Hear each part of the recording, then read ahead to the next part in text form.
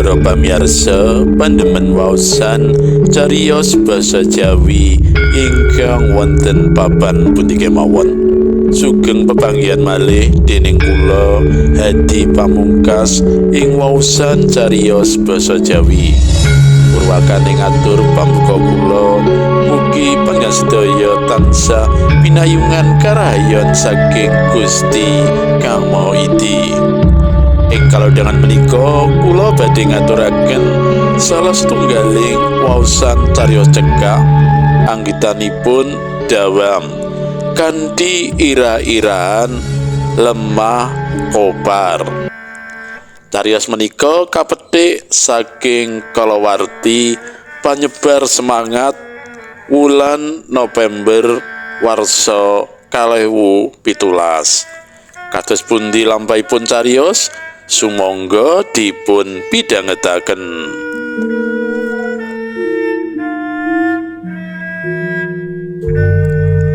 Wis suwe anggone ngrancang tuku lemah kanggo nggedhekake usaha giling tahu lan tempe. Papan usaha tahu lan tempe sing dinggoni kuwi dirasa tansaya rupek krana pabrik tahu cilik-cilikan sing diwiwiti 10 tahun kepungkur mau saiki maju banget. Kebeneran lemah sisih lor pabrik duweke Mbah Jikem ditawakake kanthi rega luwih murah tinimbang liyane. Gek panggonane cedhak pisan, mesti wae Karsono kepengin banget duweni lemahe Mbah Jikem sing wis ditinggal anake menyang Lampung kuwi. Lajeng regi saben runipun pinten, Mbah? Takone Karsono marang rondo tuwa kuwi. Umuripun kemawon pinten? Kula mboten ngertos regen Siti, Pak. Mbah Jikem bloko. Oh, nggih. Kandhane Karsono karo ngetokake cathetan saka kantong celanane. Sawise coret-coret ana kertas 5 lembar mau, Karsono omong maneh, 3 yuta, Mbah, regi ingkang umum. Kula manut kemawon, Pak.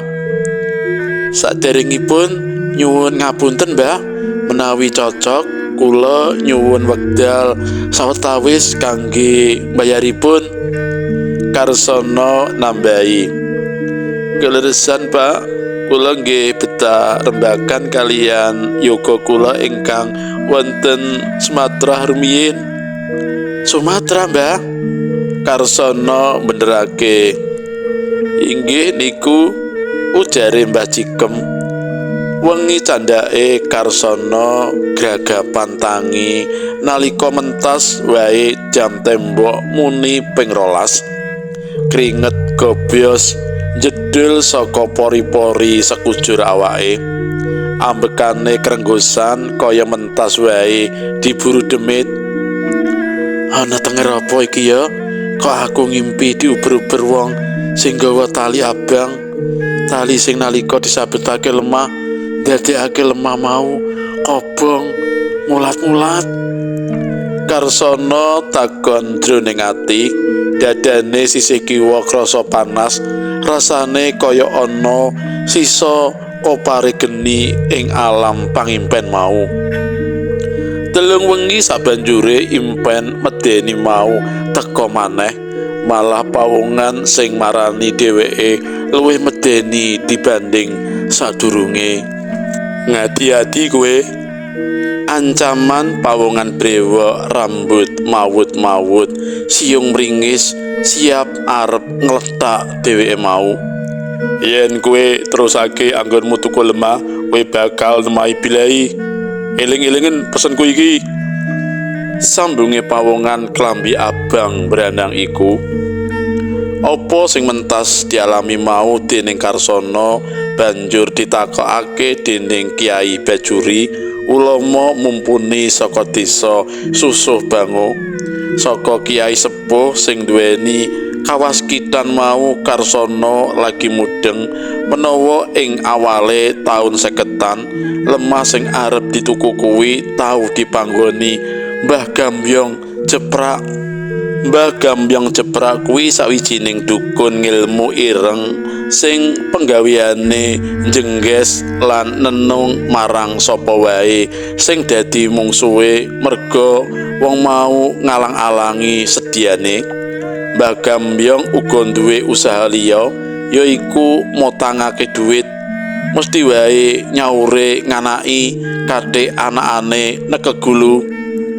Saupama Mbah Gambyong pengen nuku lemahe wong lan wong mau nganti ora gelem nyerahake duweke, dijamin ing dalem wektu ora suwe wong mau mesti mati dadak, bisa jroning kahanan weteng jemblung ngendhat utawa owah pikire. Mbah Gambyong pancen klebu wong sing anggone ngabdi marang setan luar biasa. Saben malam Jumat wiwit bledug magrib nganti meh adzan subuh gondone menyan diobong nyegrak irung tekan ngendi-endi. Ana sing tau meruhi nalika lagi ritual mau Mbah Gambyong uda mlejet karo ngrapalake mantra ngundang bangsa alus. Ana ngarep anggone lungguh mau kayu semboja disumet persis dhuwur geni ditumpangi joking isi banyu kang umup pating blekuthuk. Saka njero jongking mau kerep keprungu swara sambat kaya manungsa lagi disiksa. Ora mung ngono wae, Mbah Gambyong kuwi kaloka minangka wong bejat merga seneng ngridu bojoning liyan. Aneh saben wong wadon sing dikarepake kaya-kaya ora kuwawa nolak. Sing luwih gegirisi menawa wanita selingkuhane kuwi nganti mbukak wati anggone sambungan peteng kelawan Mbah Gambyong umure ora dawa. Kuwi kena dipesthekake saora-orane nganti 2 sasi sadurunge Mbah Gambyong dhewe pancal donya gantung diri ana pangewit sawu mburi omah. Sakmenika nyumbangkaken panjenengan, Pak. Rencana panjenengan Mbah Siti kala wau terus mlampah menapa dipun wurungaken Kiai Bajuri aweh pituwah marang Karsono. Sejatosipun eman sanget lho, Mbah, menawi kula kedah mundur, ujare Karsono mandheg mangu. Kula piyambak kadung janji kalian Mbah Jikem, sambunge Karsono kanthi swara geter. Kula kinten dipun cabaraken ugi boten wonten awanipun. Kados ingkang jenengan ngendikaaken kala wau, Mbah Jikem piyambak taksih badhe ngersakaken wawan rembug kalian putranipun. Kula pikir jenengan boten lepat menawi ngunduraken petangan menika. Panjenengan matur sae-sae yen perlu jenengan paring yatra sakmurwatinipun minangka tandha nyuwun ngapura dhateng Mbah Jikem. Imbuhe Kiai Bajuri, waduh, terus pundi nggih? Karsono tetep mayang mentoleh atine, gek maju, gek mundur. Menawi ngersakaken tumbas menapa kemawon ingkang sae nggih dipun salati istighara rumiyin. Salat istighara menika rak intinipun nyuwun dhateng Allah supados dipun paring ilham barang ingkang badhe dipun tumbas menika sae menapa boten. Biasanipun wonten isarah saking Allah lumantar impen utawi mantepipun manah. Lajeng bab impen kula ingkang langkung ping 3 menika menapa minangka bisikan saking Gusti Allah bilih kula kedah mundur pepetangan kalian Mbah Jikem. Kiai Bajuri mung mesem, menawi kula terusaken anggen kula Mbah Siti menapa wonten kedadosan ingkang mbebayani dhateng usaha kula. Pitakone Karsono, kula mboten saged ngrumiyini kersanipun Gusti Allah kula kalian panjenengan namung menungsa sakwanta, pestine ingkang mutlak nggih saking kersanipun Gusti kang mubeng dumados menungsa kados kita niki sagedipun namung budidaya lan ndedonga kemawon kok. Karsana ora semaur diwaspadakake Kyai Bajuri kanthi luwih temen-men katone Kyai Bajuri ora ngendika waton muni apa sing dikandhakake menyang dheweke ora sethithik wae nyimpen maksud ala. Karsana sadar banget bab mau, nanging dheweke uga ora pengin usahane sing wis maju iku mungkret maneh krana ora oleh lemah kanggo ngrembakake tambah rejeki. Wiwit sore nganti ngarepake tengah wengi Karsana ora bisa turu. Akeh masalah sing kudu dipecahake. Uteke krasa kebak, dheweke pengen cetha apa sing luwih dhisik pantes ditandangi. Ngendikane Kyai Bajuri kuwi sing dadi pemikiran utamane. Aku tak nyoba manut apa sing dikandhakake Kyai mau. Waktu iki uga aku kudu salat istikharah, mandak mung 2 rakaat wae, tak kira ya gampang nyanyi. Grenenge Karsana karo jangkah tumuju jeding kropyak-krapyuk amek banyu ing jeding nelesi perangan panggonan wudu. Mari salat jam tembok muni ping pindho, dheweke ngremake mripate sedelok ana dhuwur sajadah. Donga maneka warna paringane Kyai Bajuri wis dilafalake menit-menit sadurunge. Ora lali ayat-ayat cendak saka kitab Al-Qur'an mentas wae rampung metu saka tutuke.